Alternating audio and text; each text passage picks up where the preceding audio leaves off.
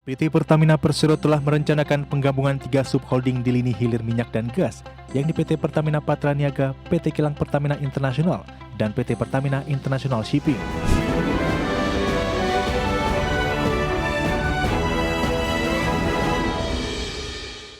Pertamina tengah merencanakan penggabungan 3 subholding di lini hilir minyak dan gas, yakni PT Pertamina Patraniaga, PT Kilang Pertamina International, dan PT Pertamina International Shipping. Adapun hingga Juli 2025, Pertamina meraup pendapatan 672 triliun rupiah dengan total produksi migas lebih dari 1 juta barel oil equivalent per day. PT Pertamina Persero telah merencanakan penggabungan 3 subholding di lini hilir minyak dan gas, yakni PT Pertamina Patraniaga, PT Kilang Pertamina International, dan PT Pertamina International Shipping. Direktur Utama Pertamina Simon Alisius Mantiri menjelaskan, sebelumnya Pertamina telah melakukan pembagian subholding antara hulu dan hilir untuk meningkatkan efisiensi dan mendukung keberlanjutan. Namun seiring perkembangan organisasi dan dinamika industri, penyesuaian struktur menjadi langkah strategis yang diperlukan. Penggabungan ini bahkan memungkinkan terciptanya identitas baru, misalnya dengan nama Patra Kilang Shipping.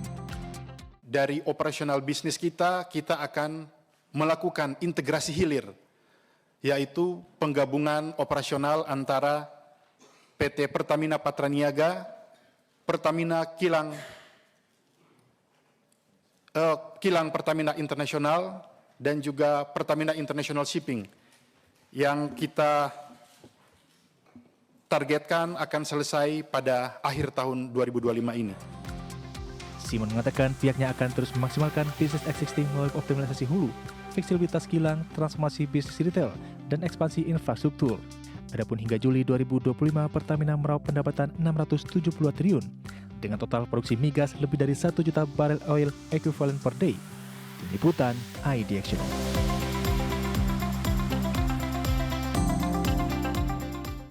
Hingga Juli 2025, setoran Pertamina ke kas negara mencapai 225,6 triliun rupiah. Capaian tersebut sejalan dengan komitmen perseroan menjaga kontribusi rutin di atas 300 triliun rupiah per tahun. PT Pertamina mencatatkan kontribusi besar ke kas negara. Hingga Juli 2025, setoran perusahaan mencapai 225,6 triliun, menjadikannya penyumbang dividen terbesar bagi Badan Pengelola Investasi Daya Anagata Nusantara. Capaian tersebut sejalan dengan komitmen perseroan menjaga kontribusi rutin di atas 300 triliun per tahun dalam bentuk penerimaan negara bukan pajak, dividen, dan juga pajak. Adapun hingga Juli 2025, Pertamina membukukan pendapatan 672 triliun rupiah dengan produksi migas lebih dari 1 juta barel oil equivalent per day. Tingkat yield valuable kilang juga stabil pada level 84%. Dari sisi profitabilitas, Pertamina membukukan laba bersih setelah pajak sebesar 1,597 miliar dolar Amerika, EBITDA 6,273 miliar dolar Amerika, serta revenue mencapai 40 miliar dolar Amerika. Dengan capaian ini, Pertamina berhasil mempertahankan peringkat kredit pada level investment grade sejajar dengan kredit rating pemerintah Indonesia. Tim Liputan, IDX Channel. Anggota Komisi 6 DPR RI Rudi Hartono Bangun mempertanyakan komitmen ataupun investasi dari Pertamina, dan berikut informasi selengkapnya pemirsa bisa kita lihat.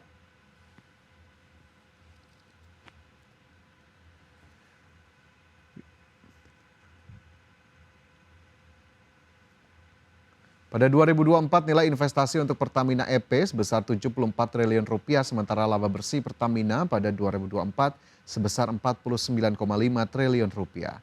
Ia mengingatkan biaya investasi yang digunakan Pertamina EP sangatlah besar, terlebih jika investasi tersebut akan berlanjut di tahun-tahun berikutnya. Pihaknya mempertanyakan apakah ada hasil yang signifikan dari nilai investasi jumbo tersebut, terutama penemuan dan eksplorasi sumur baru untuk menambah lifting minyak nasional. Rudi meminta jajaran direksi Pertamina untuk menimbang ulang investasi di Pertamina EP agar dapat lebih bermanfaat untuk produksi minyak dalam negeri.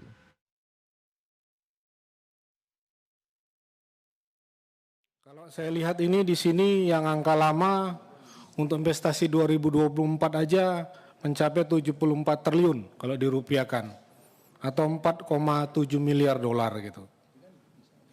setahun gitu Pak. Sedangkan pendapatan Pertamina laba bersihnya 49 triliun. Nah, ini Pak Simon. Mungkin Pak Simon saya ingin mengingatkan gitu kan. Jadi dalam kesempatan ini saya ingin memberi ingatan ke masukan Pak. Atas nama wakil rakyat dari dapil saya lah. Bukan dapil yang lain-lain. Saya dari Sumut. Jika 5 tahun lah ini rutin digelontorkan biaya investasi 74 triliun. 5 tahun saya sudah angkanya di 360 triliun ke atas Pak. Gitu. Nah itu untuk biaya investasi, mencari sumur baru, pengeboran dan lain-lainnya. Ya tentu ini juga harus menjadi perhatian dan dikawal bersama begitu ya, bagaimana kemudian rencana ataupun komitmen investasi Pertamina, salah satunya kepada Pertamina EP yang bahkan kalau kita komparasikan ini tidak cukup sebanding antara laba bersih yang didapatkan oleh Pertamina dengan nilai investasi yang ternyata jauh lebih besar. Jadi memang ini harus menjadi concern atau perhatian tersendiri agar kemudian tidak salah langkah dalam kebijakan-kebijakan yang diambil oleh BUMN yang salah satu menjadi penyumbang terbesar pendapatan negara. Benar sekali Fajar, apalagi di sisi lain jika memang Pertamina jadi ingin menggabungkan 3 subholding diharapkan ini bisa memang meningkatkan efisiensi perseroan dan juga meningkatkan daya saing Pertamina di kancah global. Ya baik, kita ke informasi lainnya pemirsa.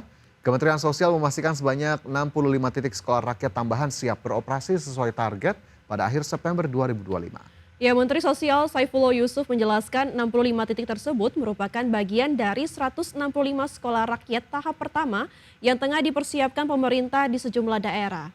Beberapa di antaranya berada di Kabupaten Lebak, Kabupaten Ponorogo, dan Kota Pasuruan. Gus Ipul menyebut bila semua berjalan sesuai rencana, sekitar 15.895 siswa dari keluarga miskin akan mendapat kesempatan belajar di sekolah ini. Mereka akan ditangani oleh 2.407 guru serta 4.442 tenaga pendidik yang tersebar di jenjang SD, SMP, hingga SMA sederajat.